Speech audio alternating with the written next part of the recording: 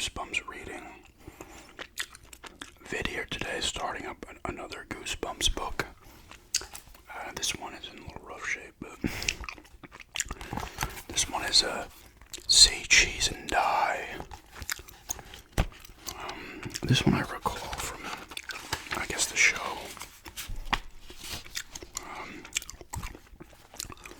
But yeah, I'll read some of it today. As always, I will read it in sections.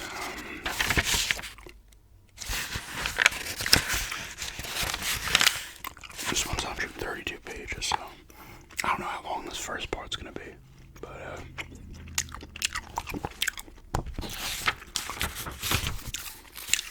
let's get started. This is the fourth book. Okay, here we go. There's nothing to do in Pitt's Landing, Michael Warner said, his hand shoved into the pockets of his faded denim cutoffs. Yeah, Pitt's Landing is the pits, Greg Banks said. Doug Arthur and Sherry Walker muttered their agreement. Pitt's Landing is the pits. That's what this town's slogan, according to Greg and his three friends.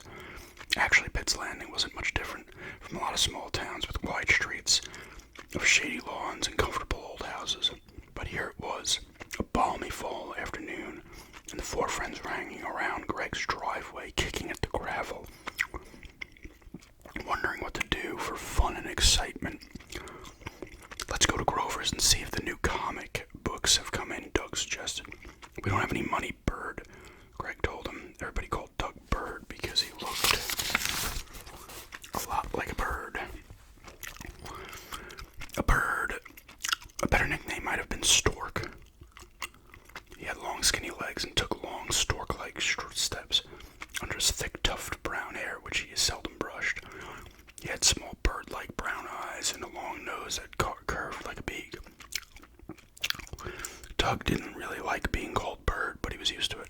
We can still look at the comics, Bird insisted, until Grover starts yelling at you, Sherry said. She puffed out her cheeks and did a pretty good imitation of the gruff store owner. Are you paying or staying? He thinks he's cool, Greg said, laughing at her imitation. He's such a jerk. I think the new X-Force is coming in this week, Bert said. You should join the X-Force, Greg said, giving his pal a playful shove. You could be Birdman. You'd be great. We should all join the X-Force, Michael said. If we were superheroes, maybe we'd have something to do. No, we wouldn't, Sherry quickly replied. There's no crime to fight in Pitt's Landing. We could fight Crabgrass, Bird suggested. He was the joker in the group. The others laughed. The four of them had been friends for a long time. Greg and Sherry lived next door to each other, and their parents were best friends. Bird and Michael lived on the next block. How about a baseball game, Michael suggested. We could go down to the playground. No way, Sherry said. You can't play with only four people. She pushed back a strand of her crimped black hair that had fallen over her face. Sherry was wearing an oversized yellow sweatshirt over bright green leggings. Maybe we'll find some other kids there, Michael said, picking up a handful of gravel from the drive and letting it sift through his chubby fingers. Michael had short red hair, blue eyes, and a face full of freckles. He wasn't exactly fat, but no one would ever call him skinny. Come on, let's play baseball, Bird urged. I need to practice. My Little League starts in a couple of days. Little League in the fall, Sherry asked. It's a new fall league. The first game is Tuesday after school, Bird explained. Hey, we'll come watch you, Greg said. We'll come watch you strike out, Sherry added. Her hobby was teasing Bird. What position are you playing, Greg asked. Backstop, Michael cracked. No one laughed. Michael's jokes always fell flat. Bird shrugged. Probably the outfield. How come you're not playing, Greg? With his big shoulders and muscular arms and legs, Greg was the natural athlete of the group. He was blond and good-looking, with flashing gray-green eyes and a wide, friendly smile. My brother Terry was supposed to sign me up, but he forgot, Greg said, making a disgusted face. Where is Terry? Sherry asked. She had a tiny crush on Greg's older brother. He got a job Saturdays and after school. And at the Dairy Freeze, Greg told her. Let's go to the Dairy Freeze, Michael exclaimed enthusiastically. We don't have any money, remember, Bird said glumly. Terry'll give us free cones, Michael said, turning a hopeful gaze Yeah, free cones, but no ice cream. And then Gret told him, "You know what a straight hour my brother is. This is boring," Sherry complained, watching a robin hop across the sidewalk. "It's boring standing around talking about how bored we are. We could sit down and talk about how bored we are," Bert suggested, twisting his mouth into this goofy half smile he always wore when he was making a dumb joke. "Let's take a walk or jog or something," Sherry insisted. She made her way across the lawn and began walking, balancing her white high tops on the edge of the curb, waving her arms like a high wire performer. The boys followed, imitating her in an impromptu game of follow leader, all of them balancing on the curb edge as they walked. A curious cocker spaniel came bursting out of the neighbor's hedge, yapping excitedly. Sherry stopped to pet him. The dog, its stub of a tail wagged furiously, licked her hand a few times. Then the dog lost interest and disappeared back into the hedge. The four friends continued down the block, playfully trying to knock each other off the curb as they walked. They crossed the street and continued on past the school. A couple of guys were shooting baskets. Some little kids played kickball on the practice baseball diamond, but no one they knew. The road curved away from the school. Where did I just...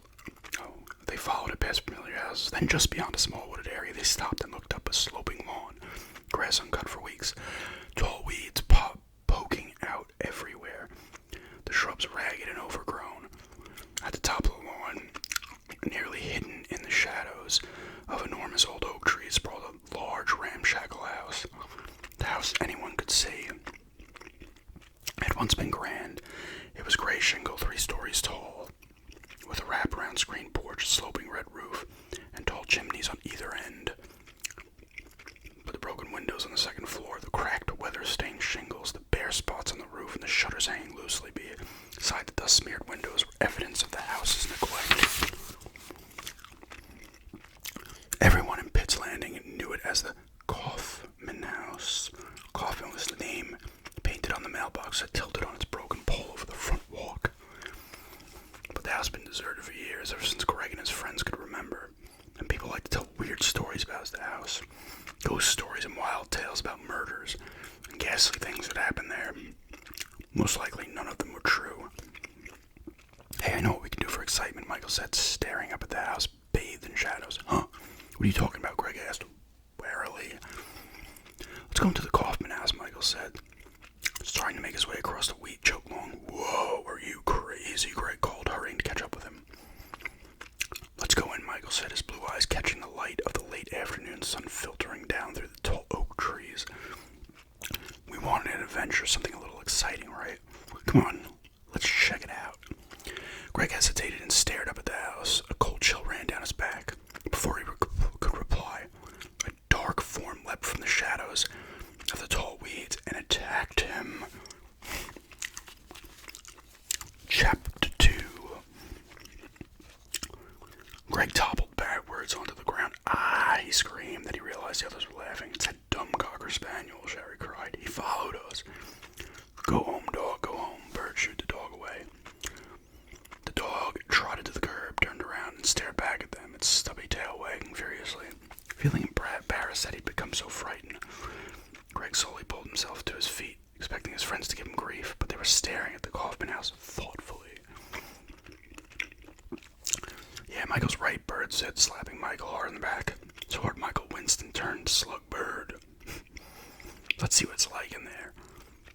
"No way," Greg said, hanging back. "I mean, the place is kind of creepy, don't you think?" "So?" Sherry challenged him, joining Michael and Bird, who repeated her question. So, I don't know," Greg replied. He didn't like being the sensible one of the group. Everyone always made fun of the sensible one. He'd rather be the wild and crazy one, but somehow he always ended up sensible. "I don't think we should go in there," he said, staring up at the neglected old house. "Are you chicken?" Bird asked. "Chicken," Michael joined in. Bird began to look loudly, tucking his hands into his armpits and flapping his arms. With his beady eyes and beaky nose, he looked just like a chicken. Greg didn't want to laugh, but he couldn't help it. Bird always made him laugh. The clucking and flapping seemed to end the discussion. They were standing at the foot of the broken concrete steps. screen porch. Look, the window next to the front door is broken, Sherry said. We could just reach in and open the door. This is cool, Michael said enthusiastically. This is cool. Opening the door, this is cool. Are we really doing this, Greg? Being the sensible one, I'd ask. I mean, what about Spidey? Spidey was a weird-looking man of 50 or 60 that they'd all seen lurking about town. He dressed entirely in black and crept along on long, slender legs. He looked just like a black spider, so the kids called him Spidey. Most likely he was a homeless guy. No one really knew anything about him, where he'd come from, where he'd lived. But a lot of kids seen him hanging around the Coffin house. Maybe Spidey doesn't like visitors, Greg warned. But Sherry was already reaching in through the broken window pane to unlock the front door, and after a little effort, she turned the brass knob and the heavy wood door swung open. One by one, they stepped into the front entryway, Greg reluctantly bringing up the rear. It was dark inside the house. Only narrow beams of sunlight managed to trickle down through the heavy trees in front, creating pale circles of light on the warm brown carpet at their feet. The floorboards squeaked as Greg and his friends made their way past the living room, which was bare except for a couple of overturned grocery store cartons against one wall. Spidey's furniture, Greg wondered. The living room carpet is threadbare as the one in the entryway had a dark oval stain in the center of it. Greg and Bird, stopping in the doorway, both noticed it at the same time. I think it's blood, Bert asked, his tiny eyes lighting up with excitement. Greg felt the chill in the back of his neck. Probably ketchup, he replied. Bert laughed and slapped him hard in the back. Sherry and Michael were exploring the kitchen. They were staring at the dust-covered kitchen counter as Greg stepped up behind them. He saw immediately what had captured their attention. Two fat gray mice were standing on the countertop, staring back at them. They're cute, Sherry said. They look just like cartoon mice. The sound of her voice made the two rodents scamper along the counter, around the sink and out of sight. They're gross, Michael said, making a disgusted face. I think they were rats, not mice. Rats have long tails. Mice don't, Greg told him. They were definitely rats, Bert muttered. Pushing past them and into the hallway, disappeared toward the front of the house. Sherry reached up and pulled open a cabinet over the counter. Empty. I guess Spidey never used the kitchen, she said. Well, I didn't think he was a gourmet chef, Greg joked. He followed her into the long, narrow dining room as bare and dusty as the other rooms. A low chandelier still hung from the ceiling, so brown with cake dust it was impossible to tell that it was glass. Looks like a haunted house, Greg said softly. Boo, Sherry replied. There's not much to see in here, Greg complained, following her back to the dark hallway. Unless you get a thrill from dust balls. Suddenly a loud crack made him jump. Sherry laughed and squeezed his shoulder. What was that? He cried, unable to stifle his fear. Old houses do things like that, she said. They make noises for no reason at all. I think we should leave, Greg insisted, embarrassed again that he acted so frightened. I mean, it's boring in here. It's kind of exciting being somewhere we're not supposed to be, Sherry said, peeking into a dark, empty room. Probably a den or study at one time, I guess, Greg replied uncertainly. They bumped into Michael. Where's Bird? Greg asked. I think he went down in the basement, Michael replied. Huh? The basement? Michael pointed to an open door right of the hallway. The stairs were there. The three of them made their way to the top of the stairs. They peered down into the darkness. Bird? From somewhere deep in the basement, his voice floated up to them in a horrified scream. Help! It got me! Somebody please help! It got me! Alright, I'll do chapter 3 as well. It's short. Literally like 3 pages. It's got me! It's got me! At the sound of Bird's terrified cries, Greg pushed past Sherry and Michael, who stood frozen in open-mouthed horror. Practically flying down the steep stairway, Greg called out to his friend. I'm coming, Bird. What is it? His heart pounding, Greg stopped at the bottom of the stairs, every muscle tight with fear. His eyes searched frantically through the smoky light pouring in from the basement windows up near the ceiling. Bird. He was sitting calmly on an overturned metal trash can, his legs crossed, a broad smile on his bird-like face. Gotcha, he said softly. He burst out laughing. What is it? What happened? Came the frightened voices of Sherry and Michael. They clambered down down the stairs, coming to stop beside Craig. It took them only a few seconds to scope out the situation. Another dumb joke, Michael asked, his voice still trembling with fear. Bird, you were goofing on us again, Sherry asked, shaking her head. Enjoying his moment, Bird nodded with his peculiar half grin. You guys are too easy, he scoffed. But Doug, Sherry started. She only called him Doug when she was upset with him. Haven't you heard of the boy who cried wolf? What if something bad happens sometimes and you really need help and we think you're just goofing? What could happen? Bird budged smudgely. He stood up and gestured around the basement. Look, it's brighter down here than upstairs. He was right. Sunlight from the backyard cascaded down through 4 long windows at ground level near the ceiling of the basement. I still think we should get out of here, Greg insisted, his eyes moving quickly around the large cluttered room. Behind Bird's overturned trash can stood an improvised table made out of a sheet of plywood, resting on 4 paint cans. A nearly flat mattress, dirty and stained, rested against the wall, a faded wool blanket folded at the foot. Spidey must live down here, Michael exclaimed. Bird kicked his way through a pile of empty food boxes that had been tossed all over the floor. TV dinners mostly. Hey, a Hungry Men dinner. Product placement. He exclaimed, where does Spidey eat these up? Maybe he eats them frozen, Jerry suggested, like popsicles. She made her way toward a towering oak wardrobe and pulled open the doors. Wow, this is excellent, she declared. Look.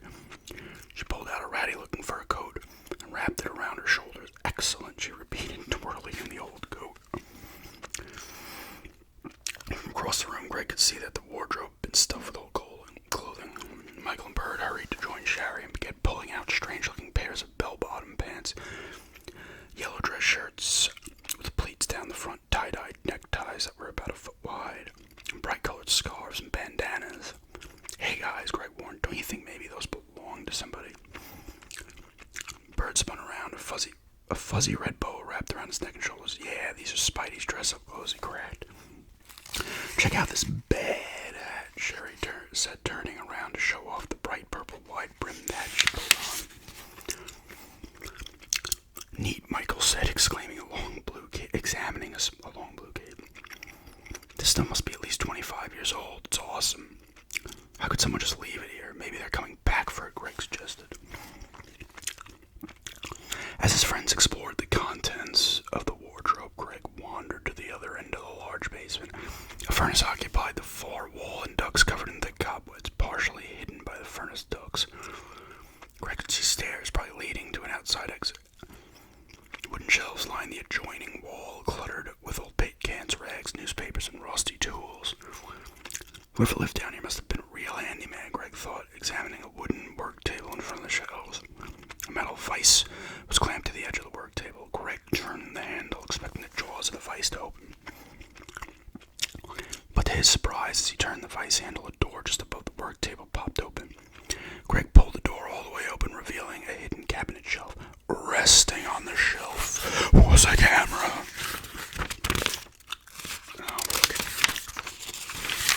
4 is like 2 pages, too. For a long moment, Greg just stared at the camera. Something told him the camera was hidden away for a reason. Something told him he shouldn't touch it. He should stay. He should close the secret door and walk away, but he couldn't resist it.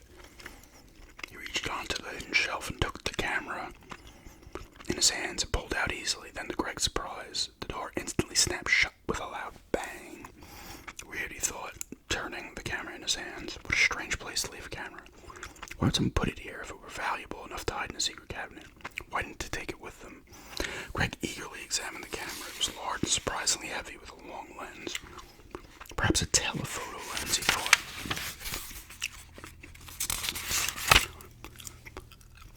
Greg was very interested in cameras. He had an inexpensive automatic camera which took okay snapshots, but he was saving his allowance in hopes of buying a really good camera with a lot of lenses.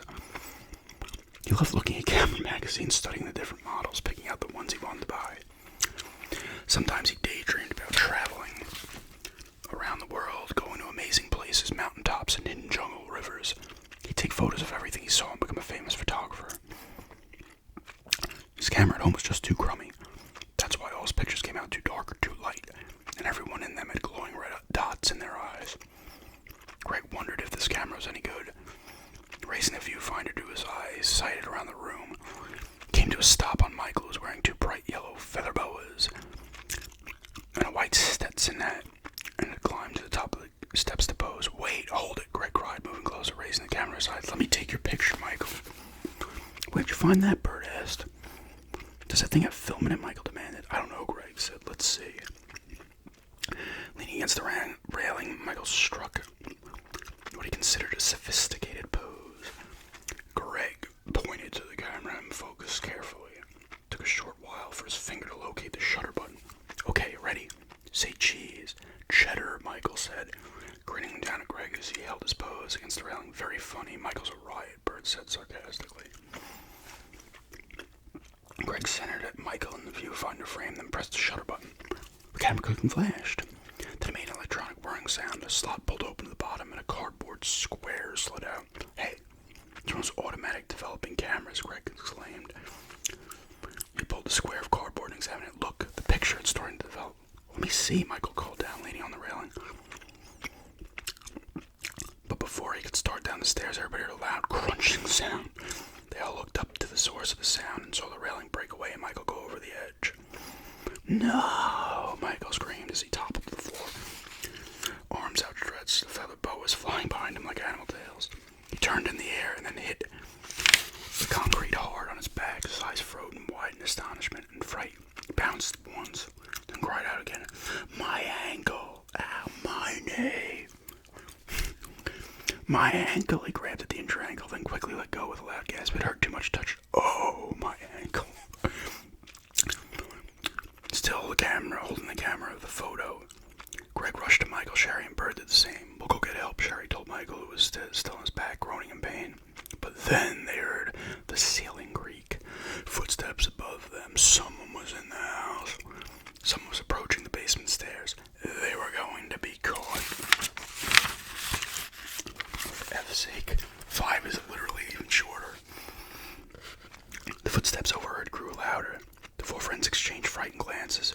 "We gotta get out of here," Sherry whispered. The ceiling creaked. "You can't leave me here," Michael protested. He pulled himself to sitting position. "Quick, stand up," Bert instructed. Michael struggled to his feet. "I can't stand on this foot." His face revealed his panic. "We'll help you," Sherry said, turning her eyes to Bert. "I'll take one arm, you take the other." Bert obediently moved forward and pulled Michael's arm around his shoulder. "Okay, let's move," Sherry whispered, supporting Michael from the other side. "But how do we get out?" Bert asked breathlessly. Footsteps grew louder, the ceiling creaked under their weight. "We can't go up the stairs," Michael whispered, leaning on Sherry and Bert.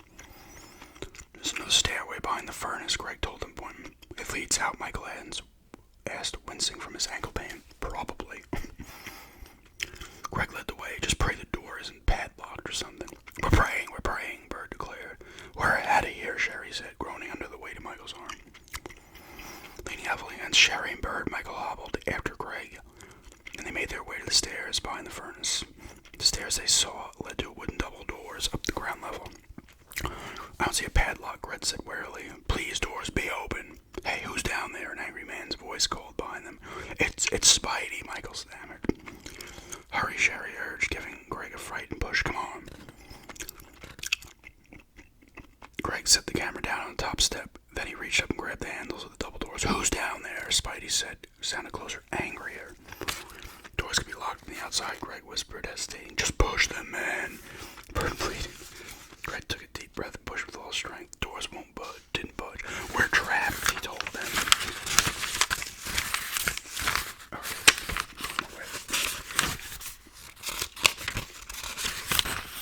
Six is short too, but I'll stop there. Alright, so we're to chapter 6. These punks. That's what they're. They're punks breaking into people's houses that are abandoned, stealing their shit. Now they're gonna pay the price. It's not actually about the camera taking pictures of bad things happening, and this guy Spidey catches them in the basement and tortures them for the rest of the book. Alright, so we're 24 pages in, but yeah. It's the first part of reading Say Cheese and